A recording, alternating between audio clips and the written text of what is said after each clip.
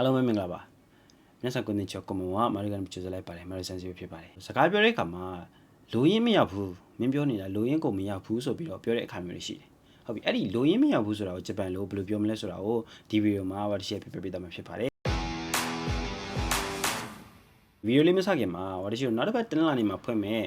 M4 and 3 speaking တန်းတလေးရှိပါတယ်ဆိုတော့စကားမပြောရသေးတဲ့သူတွေစကားပြောရမှာကြောက်နေတဲ့သူတွေပြီးရင်စကားတိစာ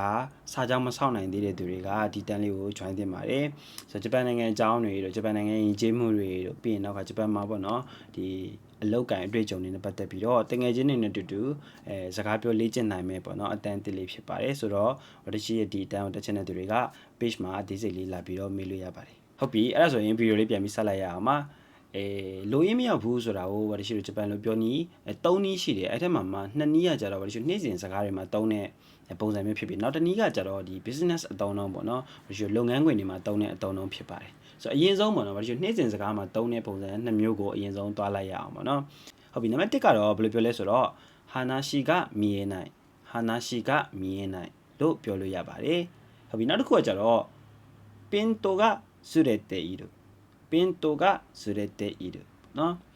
ピントがずれてるလို့လည်းပြောလို့ရပါတယ်ဟုတ်ပြီဝတရှိနောက်ဆုံးပေါ့နော်ဒီ business အတုံးအောင်လုပ်ငန်းခွင်တွေမှာじゃဘယ်လိုသုံးလဲဆိုတော့容量を得ない容量を得ないလို့ပြောလို့ရပါတယ်ဟုတ်ပြီတကယ်လို့မှာပေါ့နော်ဒီဟာတွေမှတ်ရခက်တယ်လွယ်လွယ်ကူကူပဲပြောချင်တယ်ဆိုရင်ဒီလိုလေးလည်းပြောလို့ရသေးတယ်何が言いたいのかよくわからない何が言いたいのかよくわからないဘာပြောချင်လဲဆိုတာကိုတခြားနားမလည်ဘူးเนาะပြောချင်တာကမင်းပြောနေတာလိုရင်းမရဘူးဆိုတဲ့အဓိပ္ပာယ်မျိုးလေးဖြစ်ပါတယ်ဟုတ်ပြီเนาะအဲ့ဆိုရင်皆さんရမှထင်ပါတယ်ပြန်ပြီးပြောမယ်ဆိုရင်တော့နံပါတ်1အနေနဲ့ကတော့話が見えない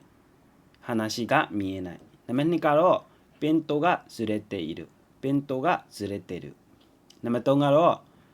容量を得ない容量を得ないဟုတ်ပြီနောက်ဆုံးမှာတော့လွယ်လွယ်ကူကူပြောမယ်ဆိုရင်တော့何が言いたいのかよくわからない何が言いたいのかよくわからないဆိုပြီးတော့ပြောလို့ရပါတယ်ဟုတ်ပြီအဲ့ဆိုရင်တော့皆さんဒီဗီဒီယိုလေးမှာဘာပြောချင်နေလဲမသိဘူးလိုရင်းမရဘူးဆိုတဲ့ပုံစံမျိုးလေးကိုရတော့ပြီလို့ထင်ပါတယ်ဆိုတော့နောက်ဗီဒီယိုတွေမှာပြန်ပြီးတွေ့ပါမယ်また次の動画で会いましょうまたね